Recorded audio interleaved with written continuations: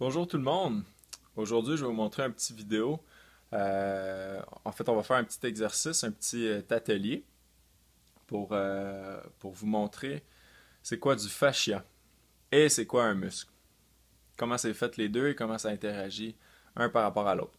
Parce que j'entends souvent parler de fascia dans le domaine de la santé, puis je pense que c'est un concept qui est mal compris parce que souvent les gens pensent que du fascia c'est comme juste une enveloppe qui enveloppe soit les muscles ou les os, ou peut-être même un organe. Ceci dit, le fascia, ça va.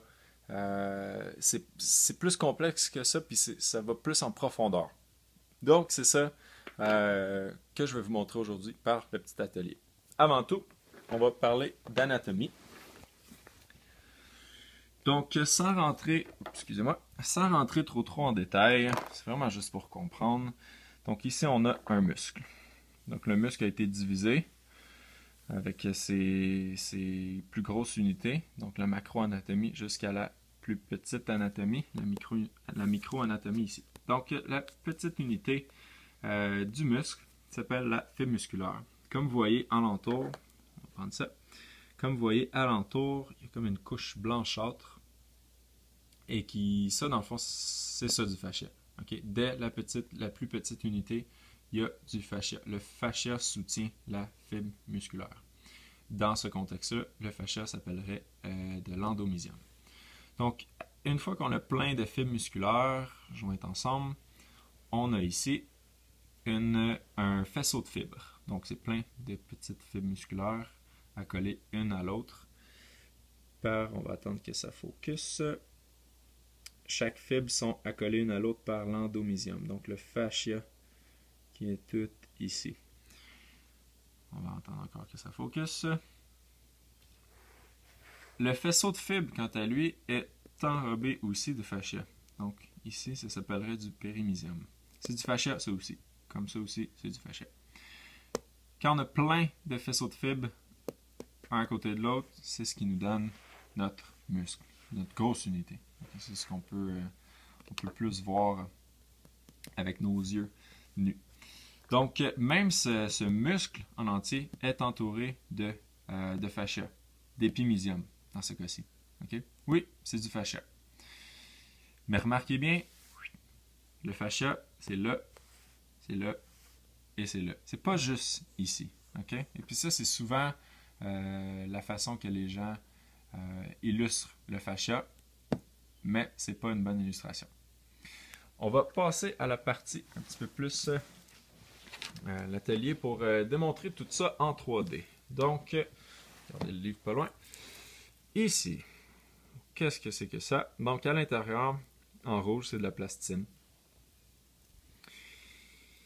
Et ça va illustrer ce qui va être d'origine musculaire, donc les tissus musculaires. Tandis que ça, c'est du saran wrap. Donc oui, ça a pris beaucoup de temps.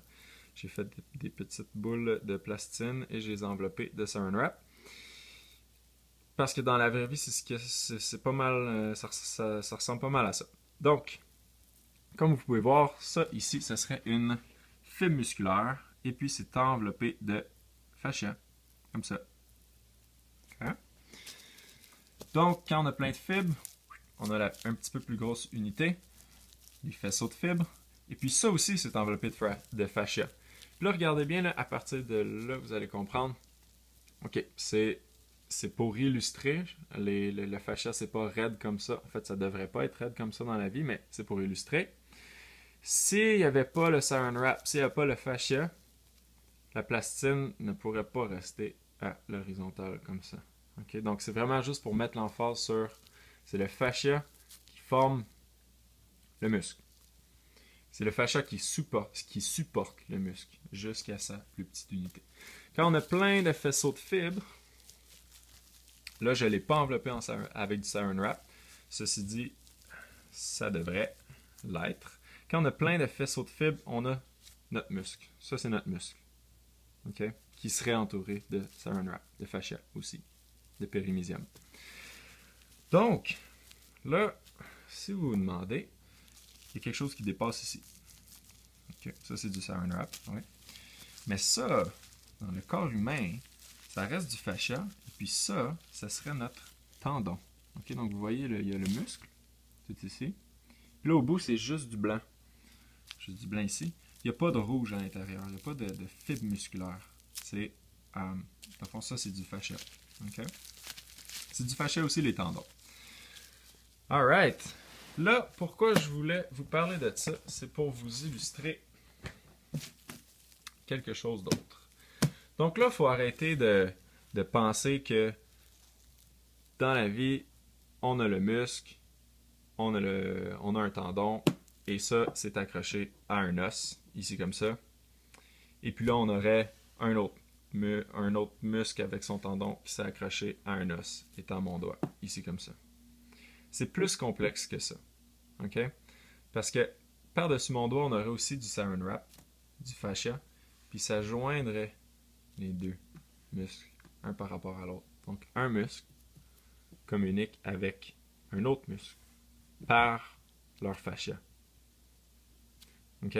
Oui, ils sont attachés aux os, en dessous par la partie, on va mettre ça comme ça, par la partie inférieure, ils seraient attachés aux os, et par la partie supérieure, ils sont joints un à l'autre. OK?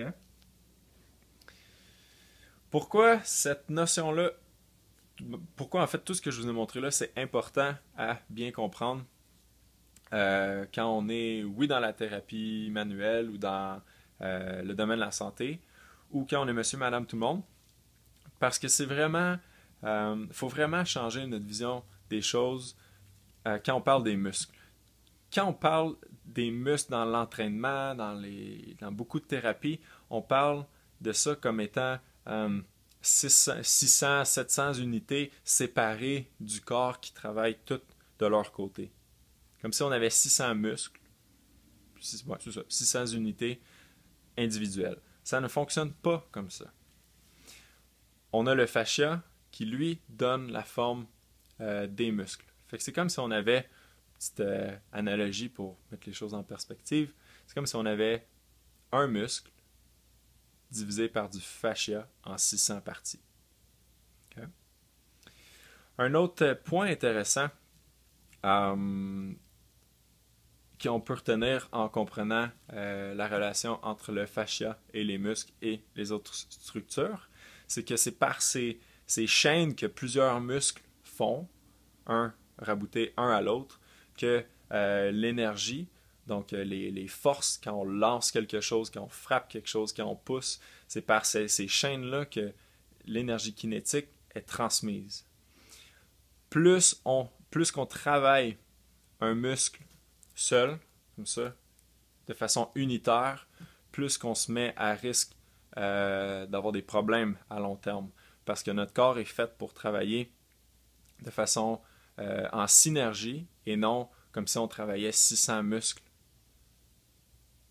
un à côté de l'autre ou qui ne se parlent pas entre eux. Donc, faut vraiment s'entraîner de sorte à faire communiquer ces muscles-là au travers des chaînes myofasciales, au travers des chaînes musculaires. Donc, pour ceux qui ont des questions, parce que j'ai été quand même sommaire dans ce petit vidéo-là, mais c'est vraiment pour encore là, pour expliquer un concept. Si vous avez des questions, n'hésitez pas à m'écrire. Ça va me faire extrêmement plaisir d'y répondre. Puis à la limite, ça pourrait peut-être même créer des futurs contenus que je vais publier. Donc, merci beaucoup.